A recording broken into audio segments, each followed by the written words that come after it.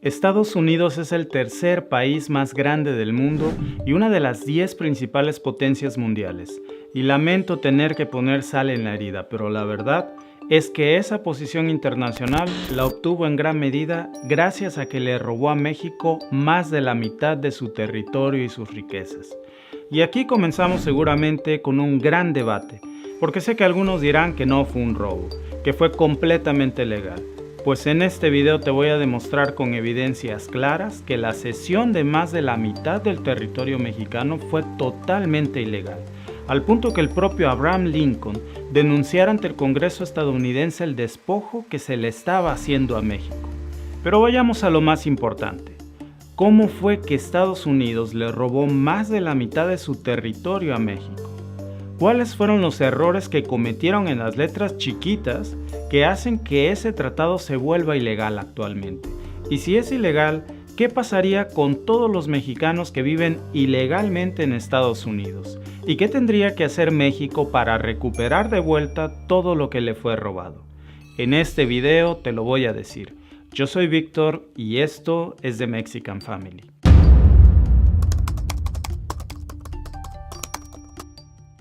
Pero antes quiero que veas esto. Todo lo que ves en amarillo era el mapa del virreinato de la Nueva España en 1810, justo en el año en que iniciaba la independencia de México. Para ese momento, la entonces Nueva España era dueña de casi todo el territorio de Estados Unidos. De hecho, ese pequeño rincón gris claro que ves en el mapa era Estados Unidos. Es increíble cómo pasaron de ese pequeño territorio a este enorme territorio. Pero de eso vamos a hablar en otro video. Ahora, este era el mapa de México cuando logró su independencia en 1821, el verdadero México, y se extendía hasta lo que hoy es California, Nevada, Utah, Arizona, Nuevo México, Texas y parte de Wyoming, Colorado, Nebraska y Oklahoma. Y para entender mejor si la bondadosa cesión de más de la mitad del territorio mexicano a Estados Unidos fue legal y válida, analicemos el contexto histórico. Todo comenzó aquí, cuando México obtuvo su independencia del Imperio Español con el Tratado de Córdoba en 1821. Pero como país independiente, la nueva nación también se enfrentó a muchos problemas tanto a nivel nacional como internacional. México tenía que lidiar constantemente con los intentos de invasión de los franceses y de los españoles que querían reconquistar la que era la Nueva España. Estos constantes intentos de invasión europea eran un problema muy frecuente no solo para México, sino para el nuevo continente, a tal punto que en 1823 el propio presidente estadounidense James Monroe pronunció un famoso discurso que posteriormente se convirtió en la famosa Doctrina Monroe. Esta política estadounidense llamada Doctrina Monroe establecía que cualquier potencia europea que interfiriera o intentara invadir a las naciones libres del continente americano serían considerados como un acto de guerra contra los Estados Unidos. Claro que al parecer esta Doctrina Monroe no contemplaba los propios actos de invasión que encabezaría Estados Unidos, que fueron los que más daño le hicieron a México y a muchos otros países del continente. Y es que para expandir su pequeño territorio a inicios de la década de 1800, Estados Unidos no tuvo ningún problema en despojar de sus tierras a las tribus indígenas americanas. Una vez que tomaron todas las tierras de los nativos, querían más y más. Pero no era lo mismo despojar de sus tierras a los primeros habitantes americanos que quitarle sus tierras a una nación soberana como México. Para eso se necesitaba no solo el apoyo del Congreso estadounidense, también necesitaban un buen pretexto. Y aquí es donde aparece el infame James Knox Polk, el 11º presidente de Estados Unidos, que se fijó como objetivo original quitarle a México este territorio que se llamaba Alta California, que era una zona portuaria muy importante y que es lo que hoy conocemos como Los Ángeles, San Diego y San Francisco. Pero había una razón mucho más grande por la que Polk quería quitarle a México Alta California, y es que allí se habían descubierto grandes yacimientos de oro, y aunque México había intentado ocultarlo para alejar a Estados Unidos de la fiebre del oro, cuando el presidente Polk se enteró, envió a una delegación estadounidense en 1845 para ofrecerle al gobierno mexicano $25 millones solo por Alta California.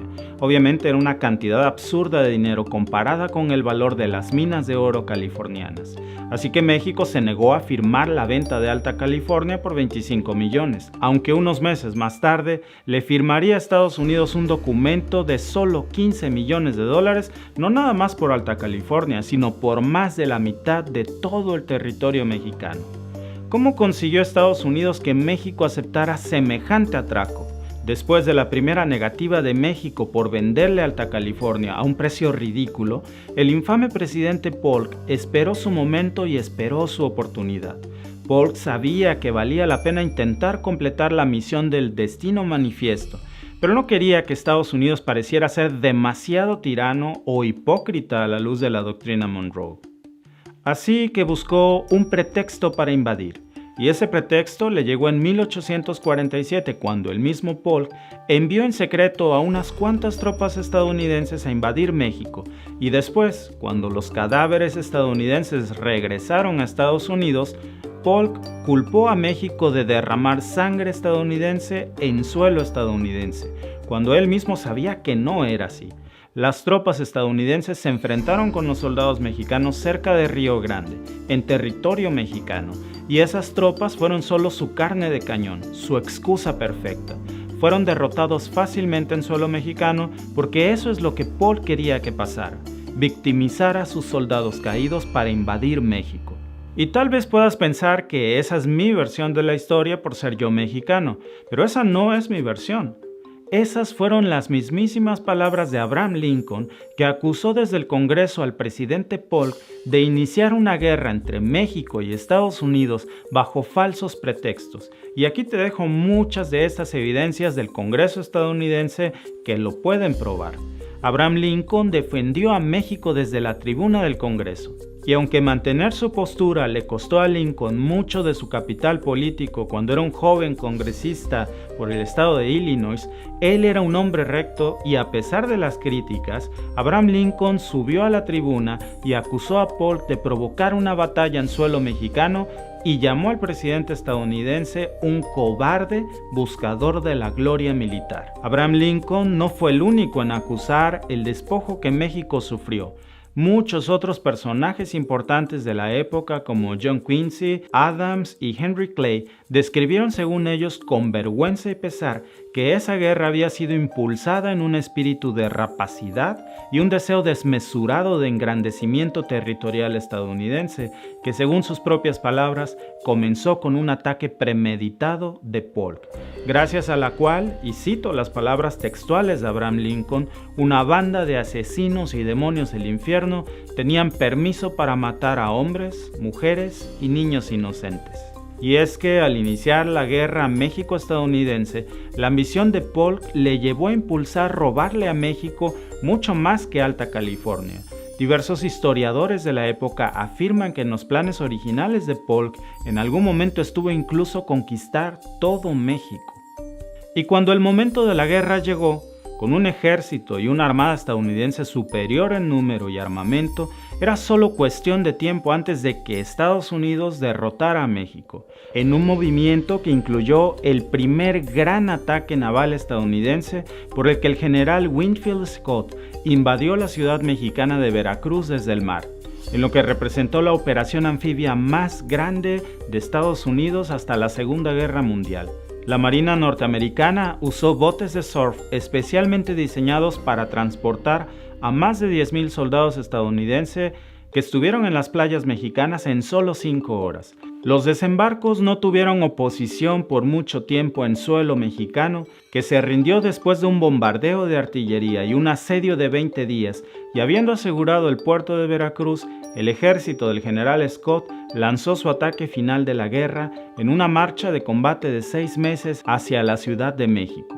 Una vez que Estados Unidos tenía tomada la capital del país, obligó al gobierno de México a sentarse en la mesa de negociaciones, pero con una pistola en sus cabezas y sitiados por fuerzas militares estadounidenses, y bajo estas circunstancias el gobierno de México no tenía otra opción que firmarles cualquier papel que les pusieran en la mesa sin importar cuán injusto fuera. no era opcional, y ese trato se llamó el Tratado de Guadalupe Hidalgo de 1848, en el que Estados Unidos le arrebató a México más de la mitad de su territorio. ¿Recuerdas la propuesta original a la que México se negó, por la que el presidente Polk ofrecía 25 millones de dólares solamente por Alta California? Pues para que dimensiones cuán injusto y de qué tamaño fue el robo, el Tratado de Guadalupe Hidalgo obligó a México a aceptar un ridículo pago de solo 15 millones de dólares por un territorio mucho más grande que el tamaño de Perú, que incluía las tierras mexicanas que se convirtieron ahora en California, Nuevo México, Nevada, Utah, Arizona, Colorado, Wyoming, Oklahoma, Kansas y también la provisión de hacer cualquier reclamo por el territorio de Texas.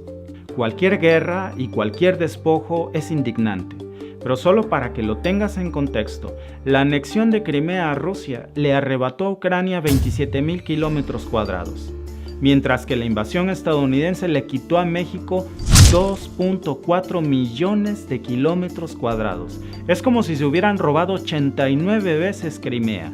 Y de esos 15 millones de dólares que Estados Unidos le dio a México, a cambio de despojarlo de la mitad de todo su territorio, según el libro Abraham Lincoln y México de Michael Ohan, la fiebre del oro de California le produjo a Estados Unidos más de 300 millones de dólares de ganancia tan solo en el año 1850. Por eso el retorno de la invasión de México les fue casi inmediato a Estados Unidos, que obtuvo como producto del saqueo una gran riqueza, con lo que se cambió el curso de la historia entre Estados Unidos y México. Gracias a los recursos y la riqueza que le fue robada a México, Estados Unidos se consolidó como una potencia mundial, mientras que México perdió todo el territorio que le fue robado por Estados Unidos. Ahora, ¿qué pasaría si yo te dijera que ese tratado que se firmó en 1848 no es válido según las normas del propio derecho internacional? Pues muchos abogados opinamos esto. No solo abogados mexicanos, incluso juristas estadounidenses reconocen que el Tratado Guadalupe Hidalgo carece de legalidad porque al firmarlo, Estados Unidos cometió un error muy grave, y te lo voy a explicar de la forma más sencilla posible y te diré por qué. México tiene sus leyes que son muy distintas a las leyes estadounidenses. Básicamente son sistemas legales opuestos. Uno tiene su origen en el sistema romanista y el otro tiene un derecho anglosajón. Así que cuando tenemos este tipo de conflictos entre leyes de distintos países, siempre tenemos que acudir a un campo neutral. Y ese campo es el derecho internacional, también conocido como el derecho de los tratados. Este derecho de tratados se estableció en lo que hoy conocemos como la Convención de Viena sobre el Derecho de los Tratados de 1969. Pero aquí hay un primer obstáculo. De seguro alguna vez has tenido que firmar un contrato con una de esas grandes compañías de telefonía que está llena de letras chiquitas. Las grandes compañías siempre son las más tramposas para elaborar sus contratos. Y tengo que decirlo, algo así pasa con Estados Unidos. Resulta que no es posible aplicarle a Estados Unidos directamente las disposiciones de la Convención de Viena porque, aunque Estados Unidos sí firmó la Convención de Viena, nunca la ratificó. Para entenderlo mejor, es como si tú y yo hiciéramos un trato de palabra, pero cuando me pasaras el contrato, me niego a firmarlo. En teoría te dije que sí, pero en los hechos nunca me obligué a nada. Así pasó con Estados Unidos y la Convención de Viena. Y esto es muy decepcionante porque un país que es una potencia mundial y que exige que se cumplan las leyes en el mundo, debería de poner el ejemplo. ¿Por qué le corre tanto Estados Unidos a la Convención de Viena? Bueno, evidentemente porque medio planeta tendría mucho, pero mucho que reclamarle en el derecho internacional. Pero aún así hay una manera de exigirle la nulidad del Tratado Guadalupe Hidalgo. Y es que hay una excepción a la regla. Durante la conferencia que dio lugar a la famosa Convención de Viena, se reconoció que muchos aspectos, en realidad, de la Convención solo reconocían normas que ya existían en forma de costumbre en el derecho internacional. Y de esta forma, aun cuando Estados Unidos no haya ratificado la Convención, se le puede exigir el cumplimiento y el respeto de costumbres y normas internacionales que fueron reconocidas por la Convención de Viena. ¿Cómo cuáles? Bueno, la Convención señala específicamente en su artículo 52 que un tratado es nulo cuando se celebra recurriendo a la amenaza o al uso de la fuerza en la violación de los principios contenidos en la Carta de la ONU. Y aquí es donde Estados Unidos cometió un gravísimo error en la redacción del tratado, porque es más que evidente que el documento que Estados Unidos obligó a México a firmar está lleno de amenazas y con el uso de la fuerza. Desde su segundo párrafo comienza citando las calamidades de la guerra y en su artículo 3 prácticamente condiciona que la única manera de que Estados Unidos retiraría todas sus tropas y liberaría los puertos y las aduanas mexicanas era una vez que México ratificara ese contrato leonino. Fue como un secuestro, y el pago del rescate era la cesión de más de la mitad del territorio mexicano a manos estadounidenses. Por eso es evidente que de aplicarse el artículo 52 de la Convención de Viena, todo lo que Estados Unidos le robó a México mediante ese acuerdo sería nulo. Pero para poder reclamar la nulidad del Tratado Guadalupe Hidalgo, forzosamente tendría que hacerlo el Estado mexicano a través del Poder Ejecutivo. Es decir, no es una demanda que tú y yo podamos hacer, sino que tendría que hacerla el presidente de México. Pero para no meternos con tecnicismos, solo tengo que aclararte algo.